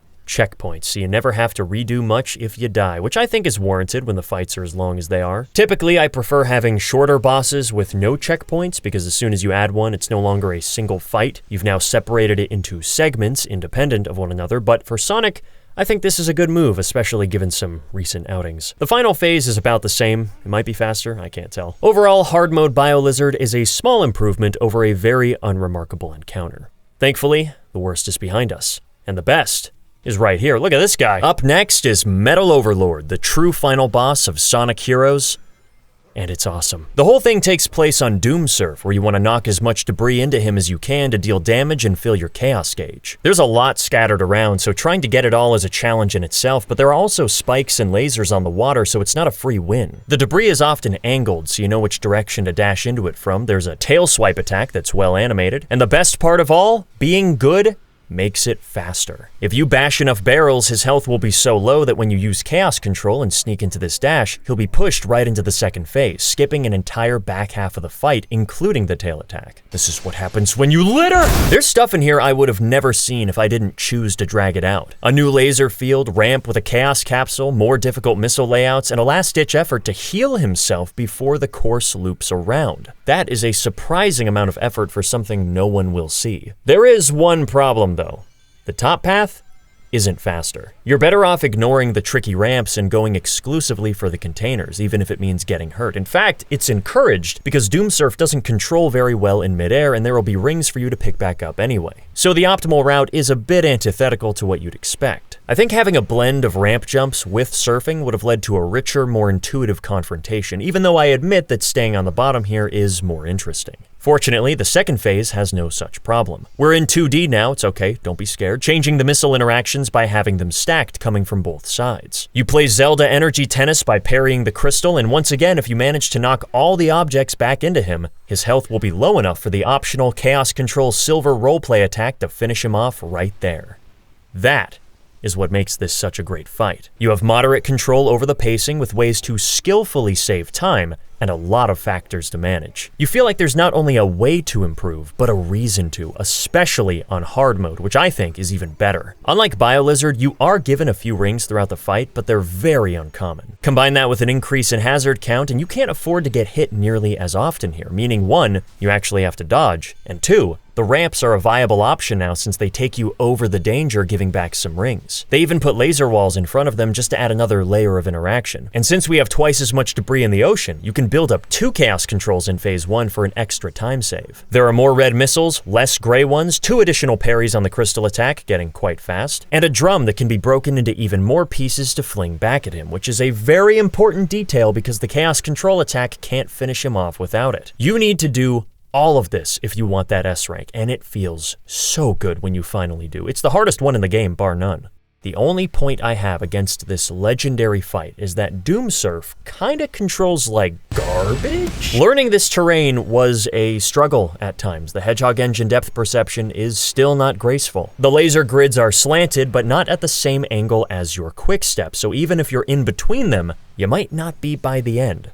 Okay, fine, whatever, I can learn that. What I can't are the countless moments where my inputs get eaten. The lag after the spin attack is massive. You will press the jump button and nothing will happen. Look how long it takes for Chaos Spear to come out. I am spamming it the whole time. And then just to make you feel crazy, it'll work, pretending like you were the problem until it fails again. Nothing compares to the abhorrent 2D air control though. Does anyone even know how this works? From what I've deduced, you have no mid-air control. Moving the stick doesn't do anything. It's in the water where your momentum will affect how far the jump goes, operating under a threshold I just can't figure out. It's like the Force's acceleration, super stiff and then suddenly fast, alongside a current always pushing you back. Surf spinning doesn't affect it either, it's only the analog stick. Dashing into a jump isn't real. And don't be fooled, the spin is not a mid-air quick step. You can't choose left or right. It's based on what direction you were already moving. You might think you have some momentum when jumping left, but end up spinning in place instead. My advice is to move the stick as little as possible. Rather than jumping over red missiles, neutral jump and spin in place to suspend yourself while they pass under you. This will also make the broken container section way more reliable when you don't randomly dart to one far side and start pulling triggers. Putting those technical gripes aside, I still believe that Metal Overlord is one of the new best Sonic bosses. I think they killed it with its design. They just gotta clean up some of the mechanics. Third is a character I never thought I would see return and really wish wasn't spoiled in the trailer because it could have been my undefeatable moment, Mephiles. My excitement was enormous. Taking place in the dusty desert arena, what we have is not nearly as dense of a fight as Metal Overlord, but certainly better than BioLizard. He starts by swimming around like a shark fin using the blade that he killed Sonic with, and you just jump out of the way, pretty basic stuff. Then you hop into Doom Morph to crash into him. I think he's supposed to run away. He calls it the ultimate game of Shadow Tag, but he barely moves. The melee attack that follows is interesting. It tells you to hold the button down, which will Doom Blast him immediately, but if you mash it instead, you'll prolong the phase, doing more total damage to Evil Grimace. And the second time around, there will be a Chaos Spear counter to make it last even longer, maximizing the disrespect. That was a pretty cool find, even though I am just mashing a button still. He spawns in a bunch of minions afterwards who you farm Chaos Control off of by, again, mashing a button to automatically kill them, so it's not very fun. But then Phase 2 kicks in, and finally something interesting happens, with pillars creating shockwaves and using Morph to swing up to his sweaty clones. The Golem is summoned, also taking on a manta ray form, and is provoked to reveal itself by you passing through the center without getting caught in the explosion. That's great. You dictate the pace and actually have to interact with a harmful element. Unfortunately, like BioLizard, Chaos Control skips the best part of the fight. Normally you have to dodge lasers as you ram into the shield, but since you already have a full gauge from the clones, you can just freeze and go straight for the body without any risk. Then you get an instant refill to do it again and the fight's over. Why even make me do it twice if you're just gonna let me skip it? Oh, you were so close, Mephiles. You were almost a good boss, but too much of this plays itself. We have a basic, easy-to-predict attack, non-existent chase, 3 mashing simulators, decent morph objective, and a would-be fun golem bout trivialized by your free win button that you don't even have to manage. As you'd expect, yes, hard mode is better, but it's not performing any miracles. There are no rings again, the shark fin is faster, although still easily avoided. This thing should be bouncing off the walls unpredictably instead of always following your last position. Both mashing attacks have the spear counter now, and figuring out when to cut it short to deal optimal damage was the most engaging part of the fight for me. The morph section is unchanged, which was kinda disappointing, and the golem resurfaces 1 extra time, which again, doesn't do anything because you get a full gauge back on every hit, so you just freeze him. It's fine. The coolest part is definitely the presentation. The cutscenes are super fun to watch. It's always a good day when Shadow chooses violence. And the dialogue exchanges are on point. Mephiles desperately trying to bring himself back into the timeline, meanwhile Shadow doesn't remember a thing about him because he was erased from it. Believe it or not though, that's all for the main bosses. After this is the finale. Considering they only have 3 eras and it's a smaller game, this makes sense, but I was really expecting Infinite to show up. You want to talk about redeeming a past villain related to Shadow? Look no further. Then again, I suppose he is a bit derivative of Mephiles, so I don't know. I think there was a way, but I get it. Let's talk about that final boss now, Devil Doom, the only thing the trailers didn't spoil. Like a true father, the moment he shows up, he's already yelling at you. This is a multi-stage, multi-form fight that puts all of your Doom powers, except Spear, to the test. And just like Metal Overlord, I think they made something quite good here. Go figure, the opening phase is pretty similar, starting us on Doomsurf. The difference being that the lasers move towards us now, and taking the ramps is actually faster. Although you don't have to jump anymore, which is weird. I don't think that's an unreasonable expectation for the final boss, but whatever, we got moving meatballs to hit back at him, give him a real Swedish greeting. And then we transition to the next power, assuming you've done enough damage. Morph. Like the rest of its inclusion, this is gonna give you a hard time at first. They put pity springs at the bottom for that exact reason. You have to Frogger your way across a bunch of broken roads and grapple points, each getting more treacherous with Black Doom firing his laser. But because Morph is the secret star of the show, you can take huge shortcuts with a calculated leap, and it's my favorite part for that alone. Phase 2 kicks in with a transformation into Neo Devil Doom, where we now don the wings for the remainder of the fight, dodging evil squares as they close in on you and smacking blue worms back into him using a depth of field you will not be able to gauge. Why is that such a problem in this engine? You can make him vulnerable with as few as 2 spins, but if you can't get all 6 hits in, you won't be able to damage him at all until the next cycle, once again giving you advantages for being good, or in this case, a little lucky. In between phases, you'll fly around the city to get some rings, which you will never run out of. I definitely think the generosity is a bit too high. The whole point of the countdown is to make me manage it mid-fight, but that was never a passing thought. I was too busy acknowledging that I was in Radical Highway again. The final attack is a neck swipe that is telegraphed so far in advance you can actually mess yourself up by reacting too early because he tracks your current position. You want to wait until he's pulled back before moving, something you'll need to understand if you want that no damage achievement. He does this at 4 different times, but you can end it by the 3rd if you've played optimally, skipping an entire pipe section with more elaborate squares. My geometry teacher is in shambles. That's it though. We get a crazy cutscene followed by a stretched one with worse animation for some reason, and then credits. We did it! We killed our evil father! The true final boss was daddy issues all along. This is a great fight, one of Sonic's best finales for sure, and a nice meaty 3.5 minutes even when playing your best. Just, please, make the cutscene skippable. I can't sit through this every time for the results screen, as funny as that explosion is. It's a small roster, but the bosses in this game are solid. They don't drag the whole thing down, and I think set a great precedent going forward. We're not quite done yet, though. In between all this is a surprisingly major part of the gameplay loop. The hub world. In Sonic Generations, the area bridging all the levels together was 2D. Easy to navigate, got the job done, but nothing spectacular. Shadows is fully 3D, taking huge inspiration from the Frontier's open zone structure, only with the power of hindsight and a smaller scale to make it way more polished, namely in the presentation. Long gone are the random floating rails separated from everything and are instead connected to large identifiable structures like castles and mountainsides, now belonging to a cohesive art direction in this Soliana-esque white and gold trim, with each area resembling the level it houses. They even kept some of the mini-games in here, like time trials to get you familiar with the landscape and learn shortcuts, or how the enemies also know chaos control. Combat and puzzles have been done away with, except for a few instances like where you have to get to the right vantage point to lock onto all 5 switches to open the door.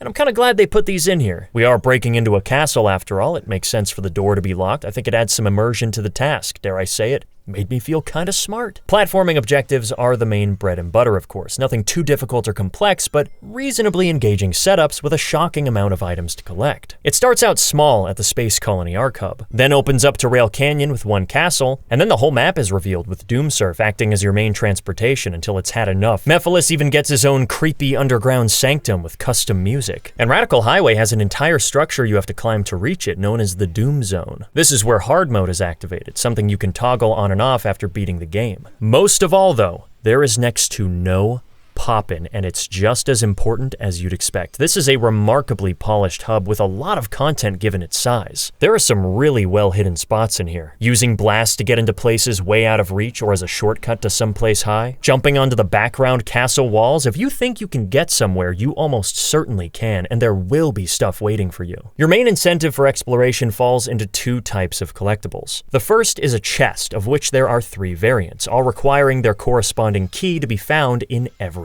act, including challenge missions, totaling to 96 keys for 96 chests. This is kinda nice because it gives you a different objective for the levels needing to take certain routes, but they are still one-time acquisitions. Once you have them, you're done. You have no reason to grab them ever again.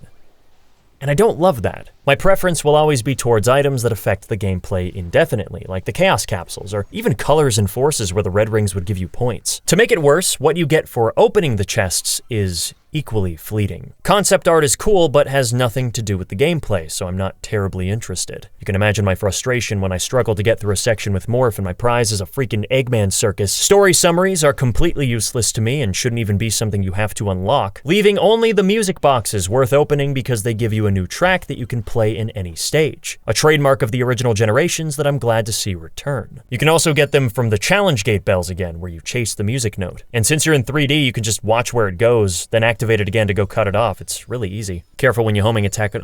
I lit up like a Christmas tree when I saw Flame Core was an option, and I knew exactly where I was playing it. The other main collectible type are the bolts. There are 80 of these scattered all over the place to help Orbot and Cubot build their escape rocket, but I'll just tell you right now, it's not worth your time. Unless they change it in an update, all you get is more concept art for every 20 bolts, and the revelation that the rocket was in fact a cuckoo clock, where they say, dang, that sucks, and move on.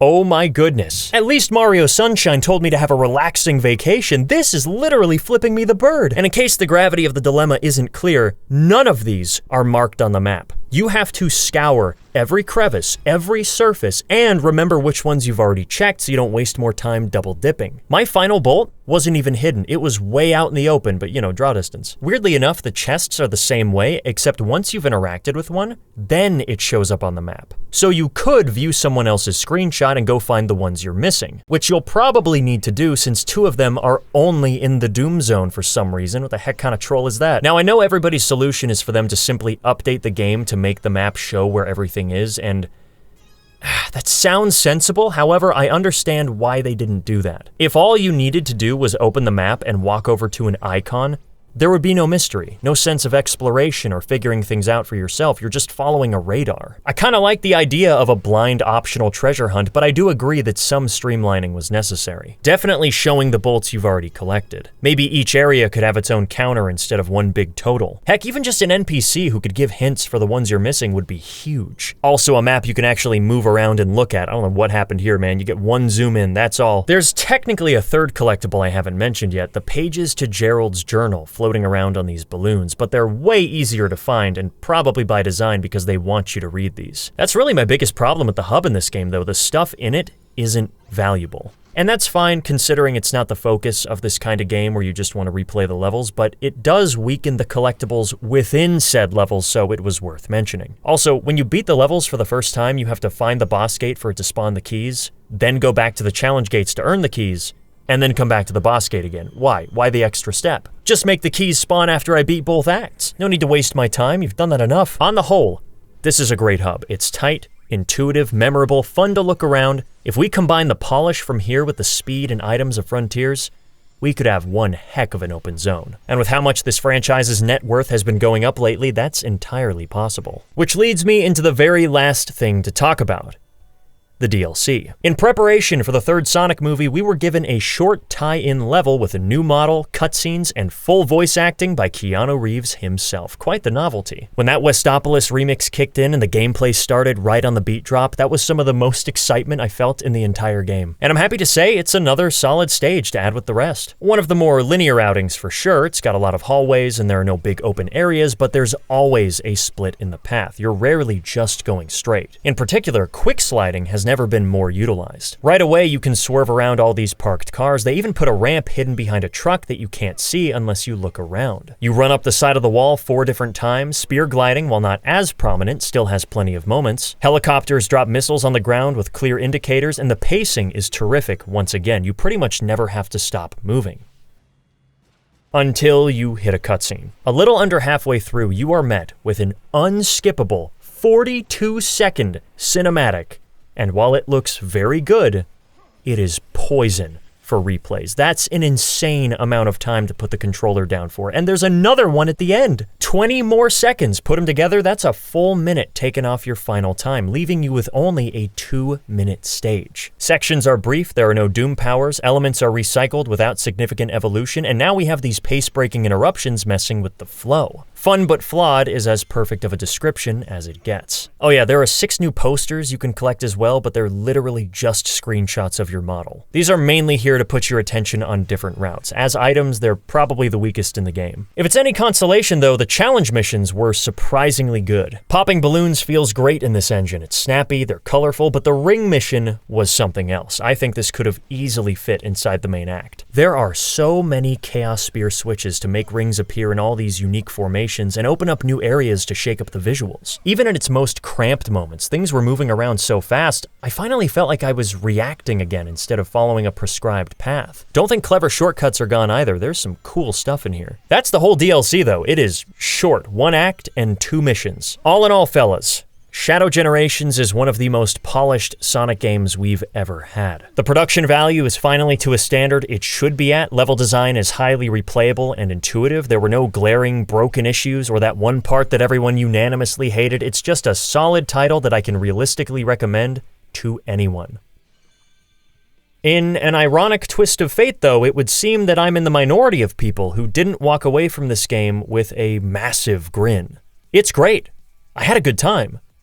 But there was still that air of not being totally satisfied. This is a short game, and that's not to say a masterpiece can't be, many are. But this feels incomplete. We are missing a shadow level. There is a clear 2-zone to 1 boss structure that is abandoned right at the end, along with Chaos Island, an area already brought back for convenience, being suspiciously shorter than all the others. The Radical Highway interventions are overused, taking away from the stages they infect, removing any excitement the final level's reveal could have had. Rail Canyon and Sunset Heights Act 1 especially suffer from this, as their subpar designs are only truncated further. The Doom powers are spread inconsistently thin. The first 2 zones don't use any besides Spear. Surf only appears in Kingdom Valley Act 1, and to a lesser extent, Sunset Heights Act 2, and Morph is only in Chaos Island, with the second act barely putting it to interesting use. 2 of the 4 bosses are unremarkable, the collectibles inconsequential, and my biggest issue of all, the same one I can't stop annoying you with, the game is just not very fast. It doesn't feel exhilarating to play. I seriously think it's only a few small tweaks away from being golden. Slightly higher top speed, less air drag, more powerful air boost. And if the goal is to make a smaller scale adventure-like game again, please consider bringing back item capsules. This was one of the biggest casualties when switching over to the boost formula. All those classic power-ups were rendered obsolete. Speed shoes and invincibility didn't matter anymore when you could already plow through enemies at top speed with the push of a button. Same with the shields. Who needs those if you're never getting hit? Now they've taken away my precious 1-ups too, leaving us with what? Rings.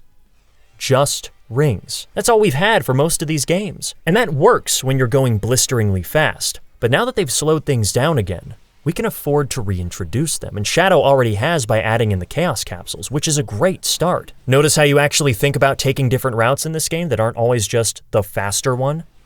Yeah, that's what I miss. I want that back. Because as cool as these open areas are, none of them beckon to be explored. Trust me, I want to run around that big room on the Ark, but there's nothing here for me. No trick bonus, combo points, items. It purely serves as a lower penalty route. In a game where sticking to the top path is really easy from how slow-paced it is. Currently, this feels like a hybrid between adventure and boost, without fully scratching the itch of either style. It does a fair amount of both, which I think is why so many people like it, including me, but there's still that lingering sentiment of, I hope they change this in the next game. And you know what? That's okay. Because the vast majority of this game's audience loved it, and that is a huge win for the franchise. If we can expect this level of quality going forward for even bigger projects, then the best is truly yet to come. Thank you guys so much for watching, and as always, don't forget to check out the next episode whenever I post it, which will probably be soon. Alright. See ya.